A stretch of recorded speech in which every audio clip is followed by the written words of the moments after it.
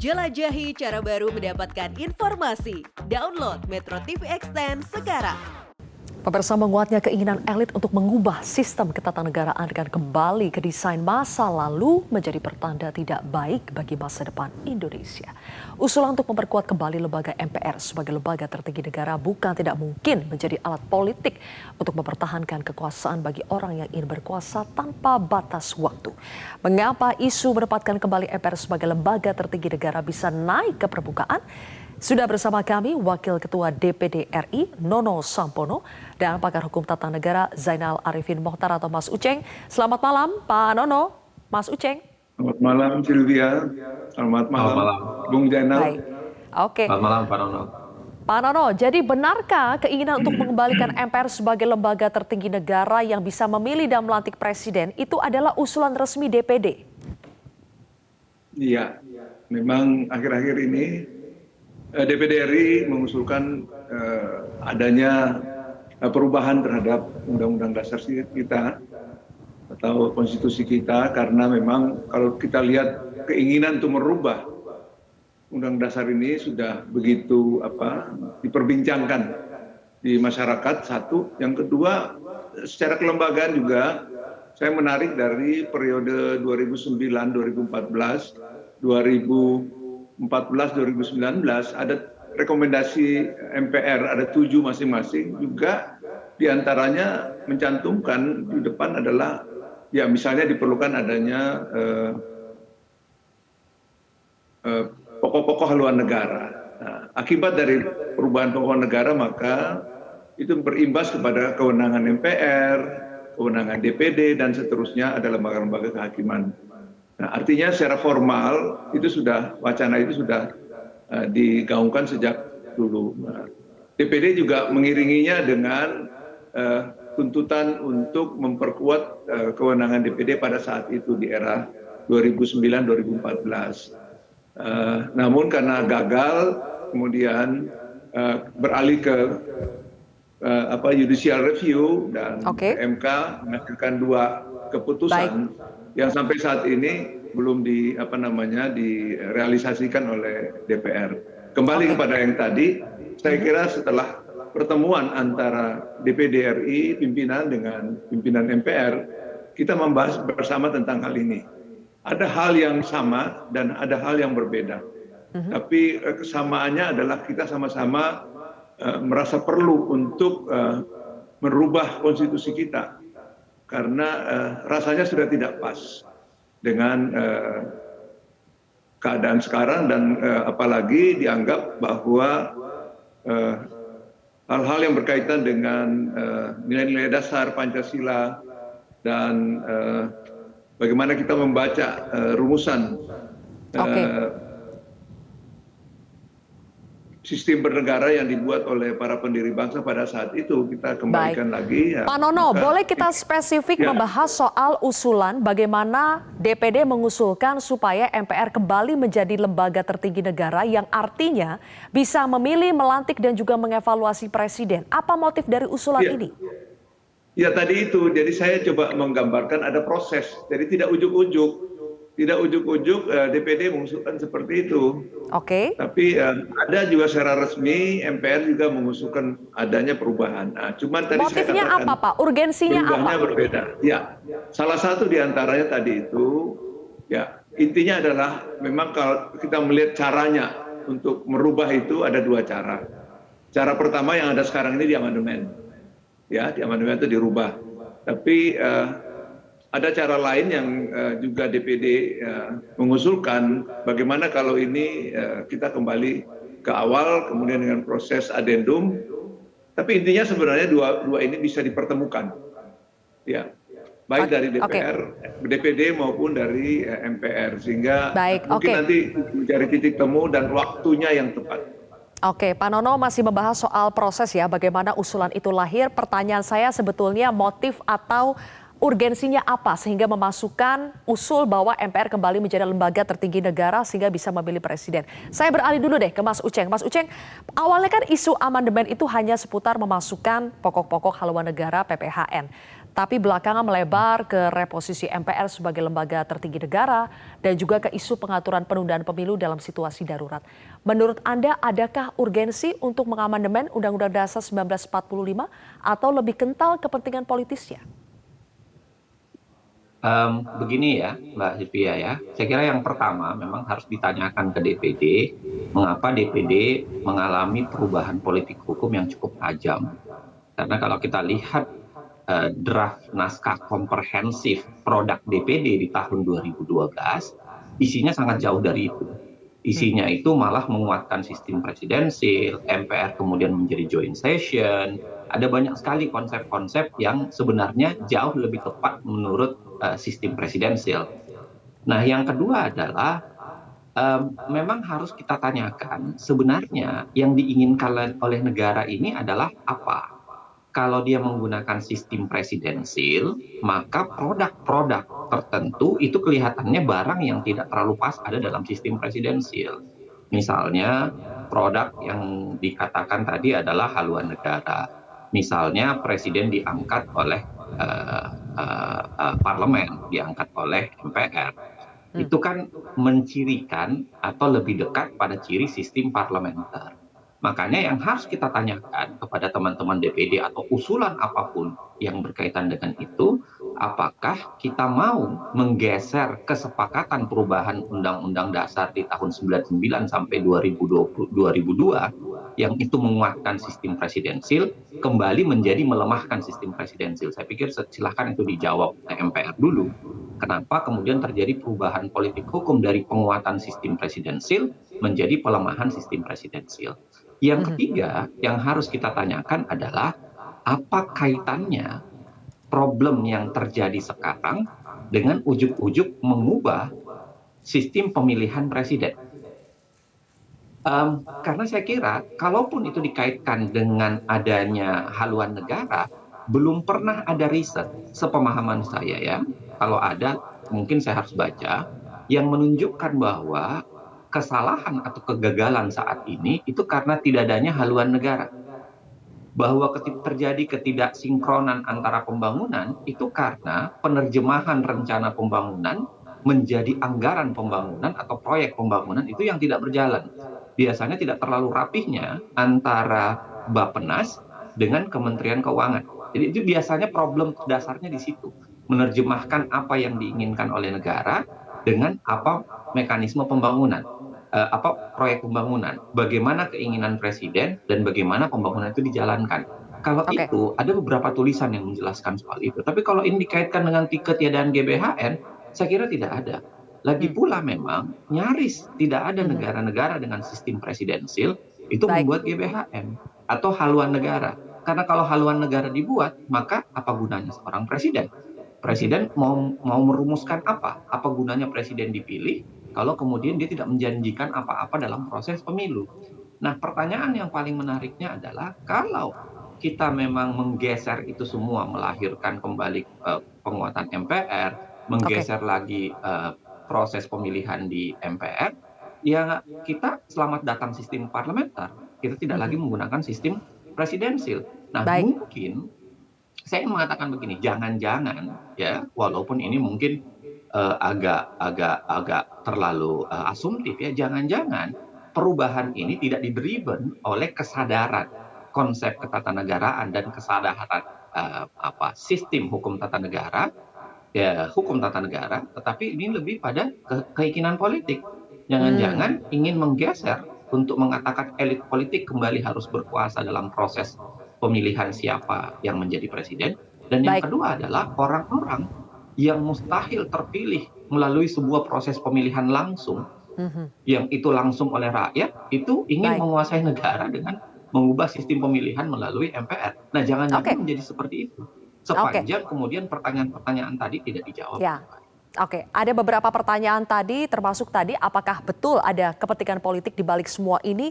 Mengapa terjadi perubahan politik hukum yang tajam dari penguatan sistem presidensil menjadi pelemahan sistem presidensil? Kita akan jawab pemirsa usai jeda berikut ini, tetap di Prime Time News. Masih bersama dengan Wakil Ketua DPD Pak Nono Sampono dan juga pakar hukum tata negara Zainal Arifin Mohtar. Pak Nono, adakah kepentingan politik di balik perubahan politik hukum DPD yang tajam? Antara awalnya menguatkan sistem presidensil menjadi melemahkan sistem presidensil? Saya kira tidak. Ya, apa yang terjadi di masa sebelumnya itu juga berjalan, boleh dikatakan kita coba flashback ke belakang. Kita melihat sebelum reformasi apa yang dikerjakan oleh era-era sebelumnya ini sebenarnya dalam bentuk satu tahapan perubahan terhadap konstitusi kita telah terjadi. Nah, jadi kita ingat pada waktu tahun 50-an, ya keadaan seperti itu memang mengharuskan harus kembali kepada Undang-Undang Dasar 45 dan kemudian kita mulai bergerak lagi. Walaupun ada beberapa catatan yang dianggap memang Orde Baru sangat otokrasi di dalam kepemerintahan dan sentralisasi. Ya. Tetapi ada parameter-parameter sebenarnya yang bisa mengukur proses perjalanan 20 tahun lebih reformasi kita.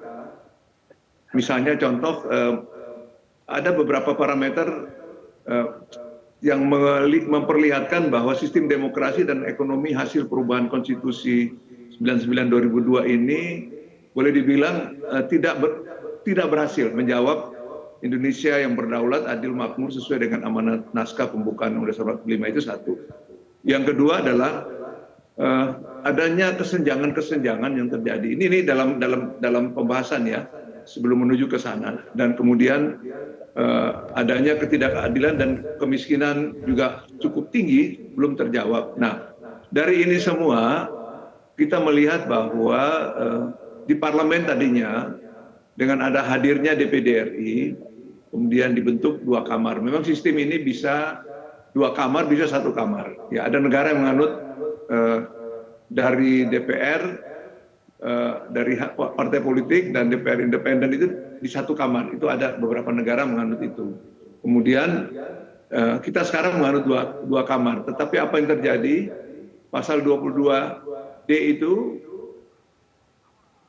kewenangan yang diberikan pada DPD itu memang cukup menggambarkan tugas-tugas tentang kepentingan kewilayahan. Jadi Pak Nono, apakah artinya kegagalan-kegagalan yang Anda sebutkan tadi, masalah pembangunan itu menurut DPD solusinya adalah dengan mengamandemen, memasukkan PPHN dan juga memilih presiden lewat MPR? Apakah itu solusinya menurut DPD? Oh tidak, itu bukan itu nanti. Jadi saya kembalikan ke sana bahwa ada perubahan dari konstitusi kita tidak menjawab persoalan itu dulu satu. Kemudian dari sudut pandang DPD, kewenangan DPD dalam menciptakan balance bikameral ini tidak berjalan dengan baik. Nah, karena dominasi dari kekuatan DPR terlalu berlebihan sehingga tidak terjadi check and balance dalam sistem demokrasi kita. Itu yang kemudian kita juga melihat bahwa fakta menggambarkan dalam pemilihan presiden, kepala daerah itu menjurus kepada penggunaan anggaran yang tidak sedikit. Bukan rahasia lagi,